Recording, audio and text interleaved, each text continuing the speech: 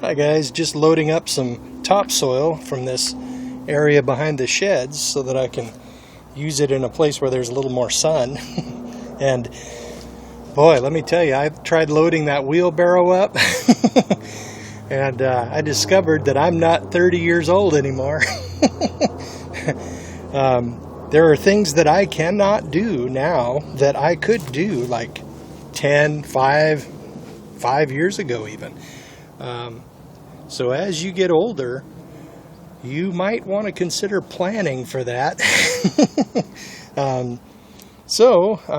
My compensation is machinery. I bought this $100 lawn tractor, repaired it, and the trailer, I think it was about 100 as well, or 150, I can't remember.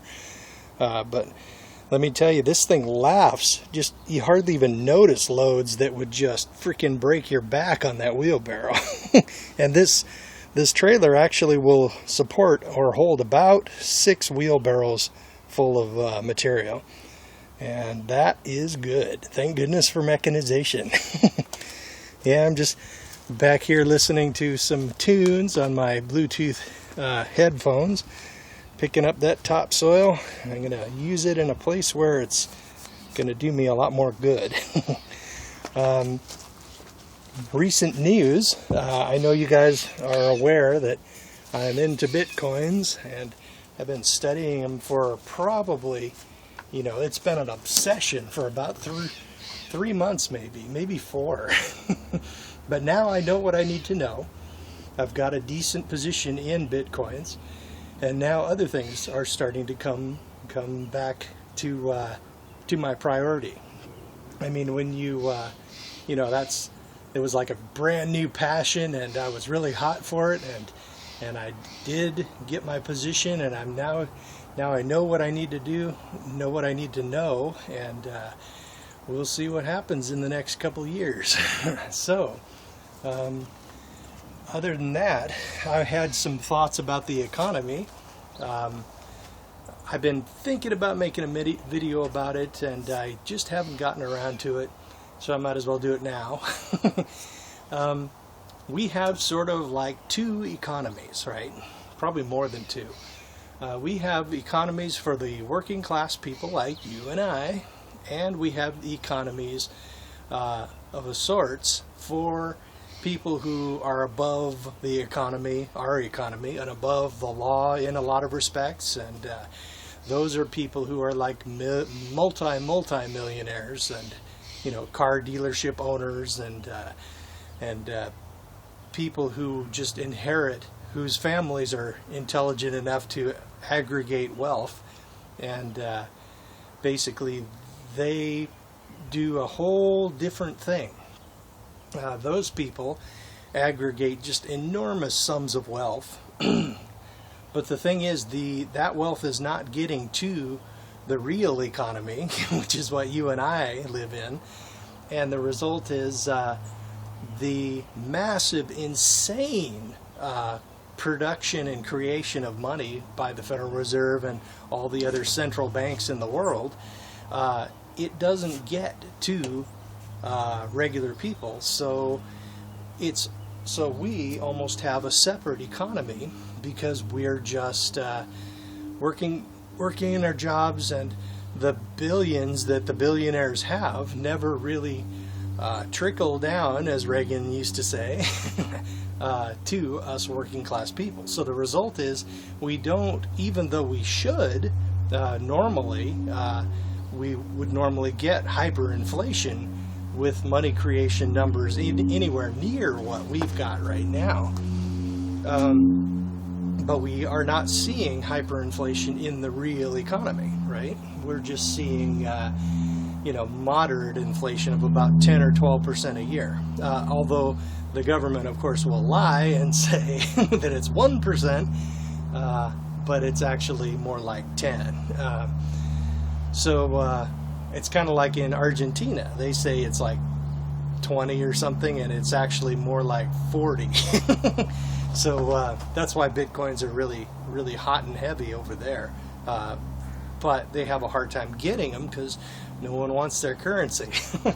Would probably be a good place to go on a if you were careful and went to places where tourists hang out, it might be a good vacation spot. I mean, the weather is gorgeous, but if you are not in the right spot, you could end up getting kidnapped for your ATM card. So yeah, there is some criminality going down there. There's a guy who went through the economic collapse in Argentina about 10 years ago, I think. And I can't remember his name, but he wrote this big, huge book about it. And he has a website about it. It's worth a look if you're interested in that sort of thing. But, so back to what I was saying, the economy of these super billionaires, how is that going to affect us when they buy another yacht or buy another bank or pick up more stock in a certain company? It doesn't really affect us that much. So we have, in effect, two economies. Now, you would think that it would trickle down more than it does, but it doesn't. So we have sort of a firewall between the real economy and the elite economy. So I think that for that reason, we might not be quite as close to economic Armageddon as a lot of people seem to think. I mean, they look at the numbers and look at the amount of money, and they say, well, this amount of money being created should destroy the economy. It'll happen any day now. And they've been saying that since probably 10, 12 years now, probably longer than that. But that's, as a diesel mechanic, I became aware of diesel, our dependence on diesel fuel, in this country. I mean, everything rolls and runs on diesel.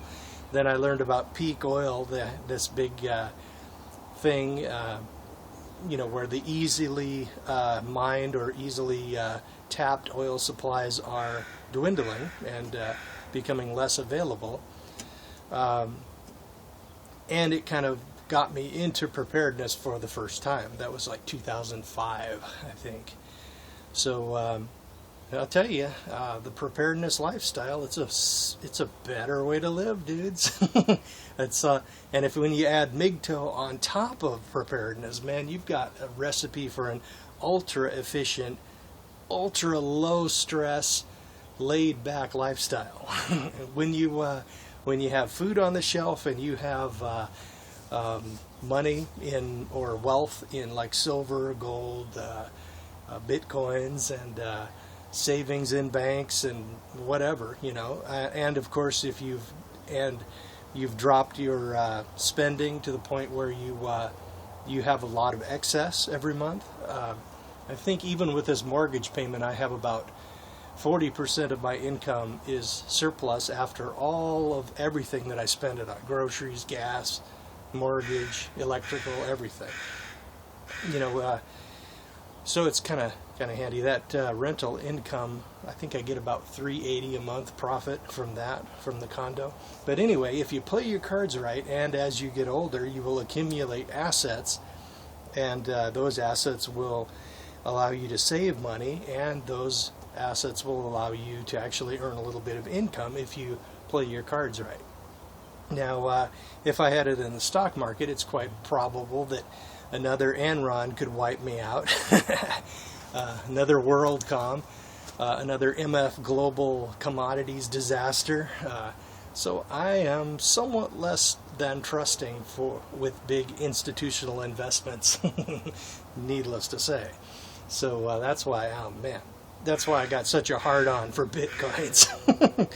So, well, I think that's about it. The two-tiered economy, and I'm running through the yard building my gardens and having a good time, enjoying my Saturday. Yeah, good times. I finished, I don't know if I described that sheet mulching in my garden over by the fence. But anyway, what I did there is I basically had a bunch of weeds and garbage and crap and old trees, small trees like shrub trees that were going to come back. And I just basically threw a bunch of cardboard down along the ground to sort of seal it and prevent shoots and the weeds and everything from popping up through the cardboard. Then I threw a bunch of this shredded material that I shredded myself with my free shredder that was broken, and a friend of mine gave it to me when it was broken, and now it's fixed. I love being a mechanic. But anyway, this is it. And as you can see, I mean, the cardboard is gone. I mean, it has decomposed, and it has built soil. All those weeds and the old roots and all the debris that was along the ground, the leaves and the mulch that were under the cardboard, that has broken down, and now I've got soil. So now I'm going to plant a bunch of beans along here and fix nitrogen in the soil, because those things build the soil. And that will be my first year garden. Beans, and I think I might grow some potatoes in front. Good times. Still working on this hugel bed. I'll be doing that today as well. The beauty of that is there's rotten wood underneath soil, and that will provide water. It's like a big sponge, so I shouldn't have to water at all, either in that garden there or in this hugel bed. So yeah, I still have to shred that up. Yeah, having a good time. I still need to fix the roof on that darn shed. That tarp looks kind of tacky. Well guys, I think I'll let you go and get back to work here. And enjoy your MGTOW lifestyle. Later. Oh, by the way, I named the yard tractor, I named it the Ox. Later.